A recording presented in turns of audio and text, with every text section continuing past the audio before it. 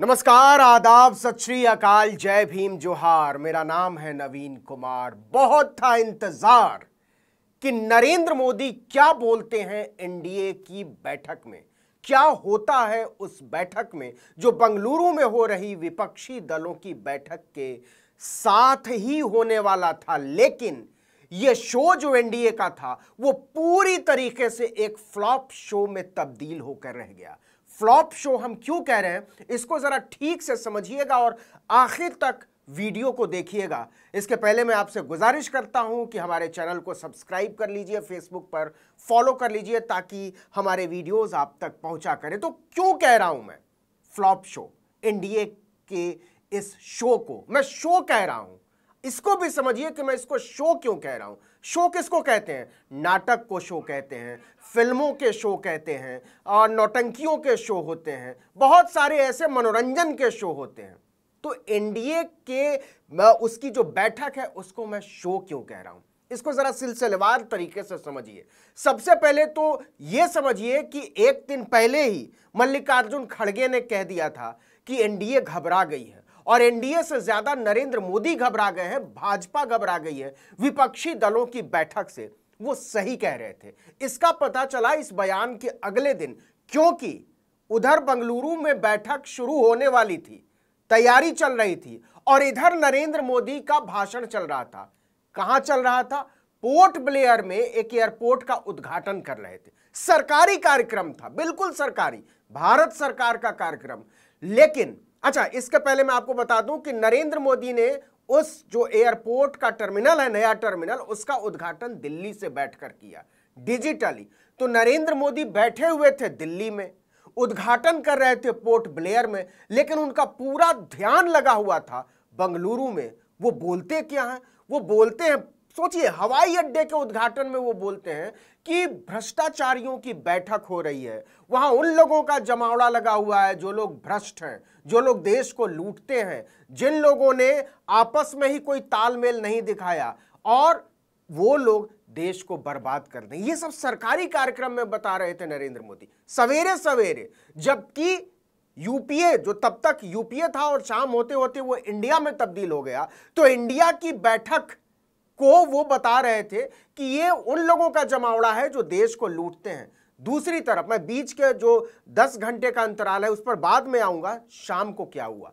पहले तो नरेंद्र मोदी जी की और एनडीए की और भाजपा की हिम्मत ही नहीं हुई कि जब तक कि इंडिया की बैठक खत्म नहीं हो जाती, उनका प्रेस कॉन्फ्रेंस नहीं हो जाता, तब तक वो अपनी बैठक शुरू कर दे। जब सब कुछ हो गया, प्रेस कॉन्फ्रेंस हो गई, उसके बाद नरेंद्र मोदी पहुंचते हैं दिल्ली के अशोका होटल। अशोका होटल में क्या होता है इस पर बाद में बताऊंगा, लेकिन इसके पहले आपको 2 तस्वीरें दिखाना चाहता हूं। उन 2 तस्वीरों से आपकी समझ में आ जाएगा कि एनडीए की बैठक कैसे फ्लॉप शो थी, और असल में वो केवल वो कोई बैठक थी ही नहीं। नरेंद्र मोदी को फूल माला पहनाकर स्वागत किया गया। दूसरी तरफ एनडीए, माफ कीजिएगा, इंडिया की बैठक में सारे लोग एक तरह की कुर्सियों पर बैठे हुए, कोई छोटा बड़ा नहीं, सब बराबरी के साथ बात कर रहे थे। एक डिस्कशन हुआ, आपस में विचार विमर्श हुआ। जब प्रेस कॉन्फ्रेंस हुई तो भारत को हम कैसे आगे ले जाना चाहते हैं, कैसे नफरत से छुटकारा दिलाना चाहते हैं, कैसे बेरोजगारी से छुटकारा दिलाना चाहते हैं, इन सब का एक रोड मैप रखा गया, एक एजेंडा सामने रखा गया। संविधान की हिफाजत की बात की गई, लोकतंत्र को आगे ले जाने की बात हुई। दूसरी तरफ नरेंद्र मोदी को माला पहनाया गया, सारे नेताओं ने मिलकर उनको एक विशाल हार पहनाया। मतलब नरेंद्र मोदी ने भाषण तो यह दिया कि एनडीए में सब बराबर हैं, लेकिन दिखाना यह था कि एनडीए में सब बराबर नहीं है। नरेंद्र मोदी सबसे बड़े और बाकी के सारे नेता उनसे छोटे हैं, और बहुत छोटे हैं। नरेंद्र मोदी ने क्या कहा कि उस तरफ उन लोगों का जमावड़ा लगा हुआ है जो हमको खत्म कर देने की बात करते थे, और अब वो आपस में ही लड़ रहे हैं। लेकिन हुआ क्या, आप जरा नाम देख लीजिए, वहां कौन कौन था, आप लाइन से देखिए। सबसे पहले सबसे बड़े नाम जो नरेंद्र मोदी को और योगी आदित्यनाथ को खत्म कर देने की बात करते थे, कसम खाया करते थे, सुभाषपा के नेता ओम प्रकाश राजभर, वो लाइन लगाकर नरेंद्र मोदी के सामने खड़े हुए थे। एकनाथ शिंदे, जिन्होंने वोट मांगा था चुनाव में, किसके लिए? शिवसेना के लिए। लेकिन उन्होंने धोखा दिया अपने ही नेता को। कौन था? अजित पवार। वोट मांगा था भाजपा के खिलाफ, नरेंद्र मोदी को खत्म करने के लिए और देवेंद्र फडणवीस को सत्ता से हटाने के लिए। वो वहां खड़े थे। जीतन राम मांझी, पुराने साथी जिनको मुख्यमंत्री बनाया था नीतीश कुमार ने, उनके बेटे मंत्री थे नीतीश कुमार की कैबिनेट में, वो खड़े थे। और प्रधानमंत्री भाषण क्या दे रहे थे? यहां सब बराबर है। ये सारे वो लोग थे जो नरेंद्र मोदी को मिटा देने की कसम खाते थे। आगे की बात, क्या आपस में कोई बातचीत हुई? नहीं। क्या कोई बातचीत ऐसी हुई जिससे बात देश को आगे ले जाने की आगे बढ़े? नहीं। और एक बात, बड़ी महत्वपूर्ण बात, इस बैठक में, जिसको मैं शो कह रहा हूं, नरेंद्र मोदी की बैठक में कौन सी पार्टी थी जो मणिपुर पर सवाल उठाती, जो कहती कि 3 महीने से मणिपुर जल रहा है, प्रधानमंत्री से हिसाब मांग लेता कि आप कर क्या रहे हैं, आप देश नहीं चला पा रहे। एक भी नेता की, एक भी पार्टी की हिम्मत नहीं पड़ी। बड़े बड़े नेता कहने को वहां मौजूद थे, लेकिन किसी की जुबान नहीं खुली ये पूछ लेने की कि आप कर क्या रहे हैं। लेकिन जो कमाल की बात है और जो हैरानी की बात है कि इस बैठक में जो एक पार्टी आई थी वो थी कुकी पीपुल्स अलायंस। कुकी, मणिपुर की पार्टी, मणिपुर के उन कुकी समुदाय के लोगों की पार्टी जो लोग वहां पर मारे जा रहे हैं, जिनके घर जलाए जा रहे हैं, लूटा जा रहा है, जो चैन से नहीं जी पा रहे हैं, जो दहशत के साए में, उस कुकी पार्टी के लोग भी हिम्मत नहीं कर पाए नरेंद्र मोदी से सवाल पूछने की, आप कर क्या रहे हैं। तो आप समझ सकते हैं कि ये कौन सा अलायंस है, इसके पास देश को आगे ले जाने का रोडमैप क्या हो सकता है। 38 पार्टियां कहने को, एक से एक नेता, लेकिन एक भी आदमी चू नहीं कर सका नरेंद्र मोदी के सामने। सब हाथ जोड़कर नतमस्तक थे, हार पहना रहे थे, हंस रहे थे, मुस्कुरा रहे थे, सेल्फी ले रहे थे। और नरेंद्र मोदी इकलौते आदमी थे, इकलौते नेता थे जो वहां भाषण दे रहे थे। तो इसलिए मैं शो इसको कह रहा हूं और बैठक नहीं कह रहा हूं, क्योंकि नरेंद्र मोदी की लंबी भाषणबाजी के लिए आनन फानन में एक तमाशा खड़ा किया गया बैठक के नाम पर, जिसमें सबको भाषण सुनाया जा सके या कहिए भाषण पिलाया जा सके। नरेंद्र मोदी ने भाषण दिया, सबने मिलकर सुना और सबने ताली बजाई और सब आ गए वापस बिना कोई सवाल पूछे हुए। ये सवाल पूछे हुए कि बताइए बेरोजगारी का आप क्या करने वाले हैं, किसी ने नहीं पूछा। बताइए आप जो नफरत की राजनीति कर रहे हैं उसका क्या करने वाले हैं। बताइए मणिपुर जल रहा है उसका क्या करने वाले हैं। बताइए महंगाई इतनी बढ़ गई है, मध्य वर्ग जी नहीं पा रहा है, सब्जी नहीं खरीद सकता वो भी आदमी जो 1000 रुपए रोज कमाता है।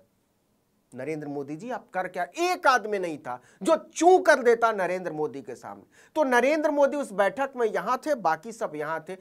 साफ साफ अगर कहा जाए तो ये कहिए कि नरेंद्र मोदी के लिए भाजपा ने 38 पार्टियों के नेताओं को ताली बजाने के लिए बुलाया था। यह कोई बैठक नहीं थी। और फ्लॉप शो इसलिए कि पूरी मीडिया में मजबूरी देखिए, उस मीडिया ने जिसको मल्लिकार्जुन खड़गे ने खुलकर कहा कि यह नरेंद्र मोदी की दलाल मीडिया है, ये हमारे खिलाफ एजेंडा चलाती है, और ऐसी वैमनस्यता के साथ मीडिया ने कभी विपक्ष को के साथ सलूक नहीं किया। उस मीडिया ने भी तवज्जो नहीं दी कोई खास। दिन भर विपक्ष की बैठक छाई रही टेलीविजन चैनलों पर, सोशल मीडिया पर, ट्विटर पर, फेसबुक पर, दूसरे माध्यमों पर। नरेंद्र मोदी की इस बैठक की या कहिए शो की कहीं कोई ऐसी चर्चा नहीं थी जिससे लगता। और सुनिए, नरेंद्र मोदी ने पूरी बैठक में कहा क्या? कहा ये कि ये विपक्ष के लोग जो हैं वो हमारे खिलाफ है। हमारे का मतलब मेरे खिलाफ है। नरेंद्र मोदी एक व्यक्ति है जिसके लिए विपक्ष को काम करना है।